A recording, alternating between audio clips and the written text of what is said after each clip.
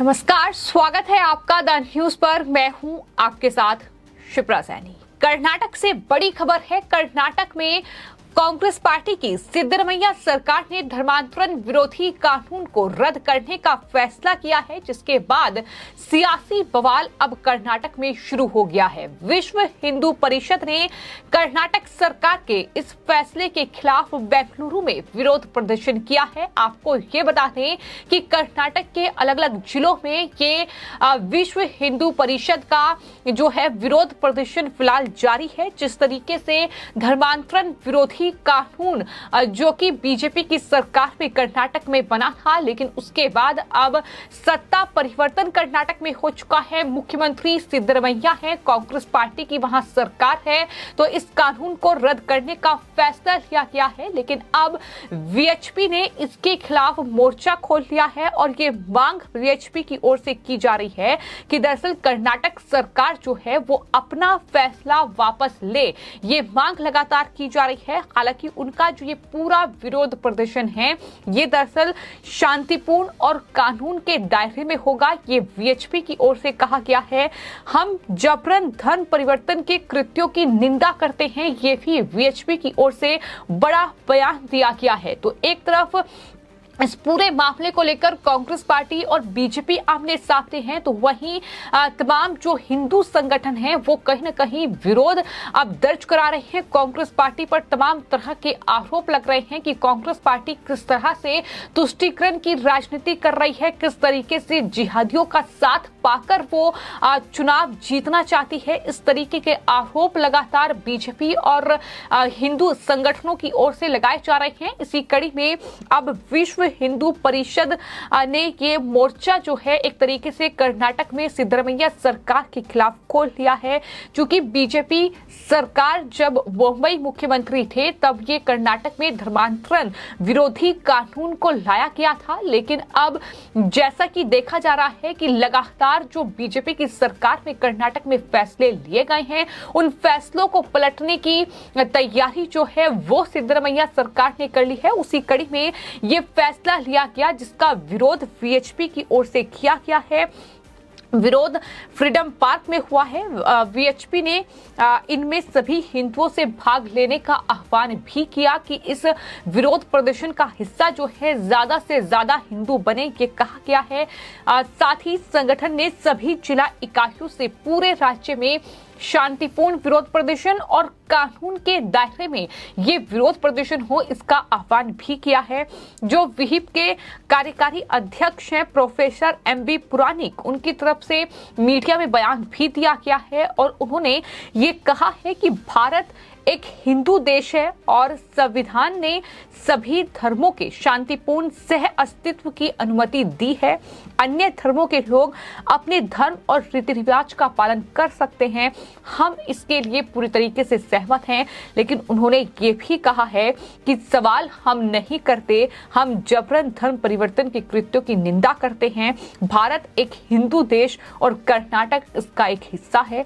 प्रत्येक हिंदू को धर्मांतरण से बचाना हिंदू धर्म के प्रत्येक सदस्य का कर्तव्य है। ये बड़ी बात वीएचपी के जो कार्यकारी अध्यक्ष हैं उनकी तरफ से इस पूरे मामले को लेकर कही गई है। उन्होंने देश के संविधान का जिक्र करते हुए कहा कि देश के संविधान में सभी धर्मों के लोगों को अपने धर्म का पालन करने की अनुमति है, हम इसे स्वीकार करते हैं, हम इस पर कभी सवाल नहीं उठाते। लेकिन हम हिंदुओं को बहला फुसलाकर या डराकर जबरन जो धर्म परिवर्तन हो रहा है उसकी निंदा करते हैं। लेकिन अब इसी धर्म परिवर्तन के खिलाफ जो कानून बीजेपी की सरकार कर्नाटक में लेकर आई उसे रद्द करने का फैसला सिद्धरमैया सरकार की ओर से किया गया है। यानी साफ दिखाई दे रहा है कि किस तरीके से तुष्टीकरण की राजनीति जो है वो कांग्रेस पार्टी कर रही है। आखिर सवाल ये है कि कर्नाटक को किस तरफ धकेलने की तैयारी कांग्रेस पार्टी कर रही है, क्योंकि ये हमने चुनावों में भी देखा कि किस तरीके से कांग्रेस पार्टी वो पार्टी है जो चुनाव के लिए चुनावी हिंदू बन जाती है, लेकिन वहीं चुनाव जीतते ही वो किस तरीके से पीएफआई जैसे संगठनों पर लगा बैन हटाने की तैयारी करती है और बजरंग दल जैसे जो दल हैं, जो हिंदू संगठन हैं, उन पर बैन लगाने की बात करती है।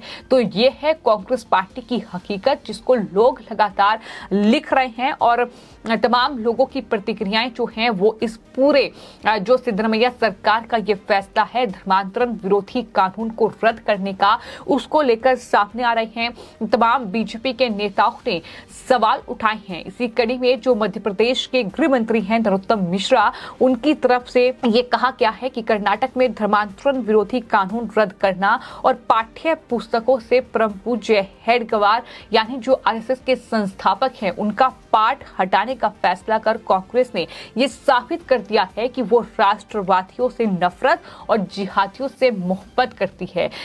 यही मोहब्बत की दुकान क्या राहुल गांधी चला रहे हैं? ये सवाल भी तमाम बीजेपी नेताओं की ओर से पूछा गया है। तमाम पत्रकारों की ओर से ट्वीट किया गया है। अमन चोपड़ा ने ट्वीट करते हुए ये कई सवाल पूछे हैं कि मध्य प्रदेश में गदा और कर्नाटक में हिंदुओं से दगा, ये सवाल पूछा गया है। क्योंकि मध्य प्रदेश में चुनाव है और हमने देखा कि प्रियंका गांधी वाड्रा किस तरीके से जब चुनावी कैंपेन की शुरुआत कर रही हैं तो वो नर्मदा नदी की पूजा अर्चना से शुरुआत की गई है, लेकिन देखते ही देखते कहीं ना कहीं तस्वीर पूरी तरीके से पलट जाएगी जब चुनाव करीब आएंगे। यही बजरंग दल पर बैन लगाने की बात होगी, वहां पीएफआई जैसे संगठनों को खुली छूट देने की बात होगी, वहां जो बुर्के को लेकर विवाद था, जो हिजाब को लेकर विवाद था, उसका समर्थन कांग्रेस पार्टी ने किया। ये तमाम चीजें देखने को मिली है और यही वजह है कि कांग्रेस से ये सवाल पूछा जा रहा है। तुष्टीकरण के तूफान की बात जरूरी है। धर्मांतरण विरोधी कानून कांग्रेस ने वापस ले लिया। हेडगेवार का चैप्टर हटाने की तैयारी है। टीपू सुल्तान का चैप्टर और क्लासरूम में हिजाबी वापसी के संकेत। गाय मारने में क्या बुराई है, ये बयान भी कर्नाटक से ही सामने आया है। ये तमाम चीजें दिखाने के लिए काफी हैं कि आखिर कांग्रेस पार्टी किस तरह की सियासत जो है वो देश में कर रही है।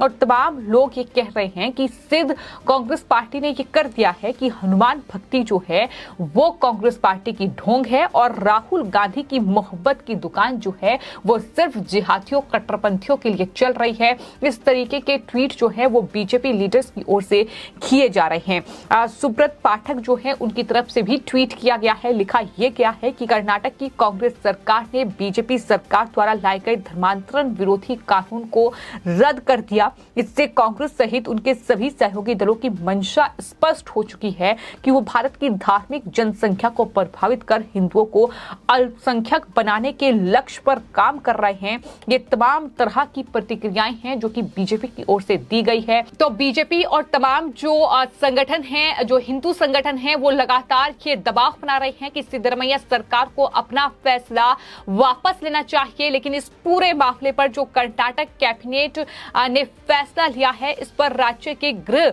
मंत्री जो हैं जी परमेश्वर, उनका बयान सामने आया है। उन्होंने सफाई में यह कहा है कि पिछली सरकार द्वारा संशोधन लाया गया जो संविधान के अनुच्छेद 25 के खिलाफ है। हमने बस उस संशोधन को हटाया है। हमारी सरकार संविधान को मानती है, वो सारे संशोधन हटाए जाएंगे जो संविधान के खिलाफ है। तो इस तरीके से उन्होंने इस पूरे मामले पर सफाई दी है, क्योंकि एक तरफ सरकार के लिए ये एक बहुत बड़ी चुनौती है कि किस तरीके से धर्मांतरण के मामले देश में रोके जाएं, जो जबरन धर्म परिवर्तन कराया जा रहा है, किस तरीके से जो लड़कियों को कहीं ना कहीं इस पूरे धर्मांतरण के जाल में फंसाया जा रहा है, उन्हें धर्म परिवर्तन करने पर मजबूर किया जा रहा है, उससे किस तरीके से निजात दिलाई जाए, इसको लेकर अलग अलग राज्यों में जो बीजेपी शासित राज्य है खासतौर पर उनमें सरकार तैयारी कर रही है, एक्शन हो रहे हैं, कानून लाया जा रहा है। लेकिन वहीं कर्नाटक में कांग्रेस पार्टी सत्ता में आते ही इस धर्मांतरण विरोधी कानून को रद्द करती है, तो जाहिर तौर पर तमाम जो संगठन हैं उनमें काफी गुस्सा है, नाराजगी है। लगातार फैसला वापस लेने का दबाव जो है वो सिद्धरमैया सरकार पर बनाया जा रहा है। हालांकि इस पूरे मामले में आगे क्या होगा ये देखना होगा, लेकिन आपको ये बता दें कि जो ये धर्मांतरण विरोधी कानून 2022 में लाया गया था कर्नाटक में, इसका कांग्रेस पार्टी और जेडीएस ने उस वक्त विरोध किया था, लेकिन विरोध के बावजूद बीजेपी सरकार ने इसे लागू किया।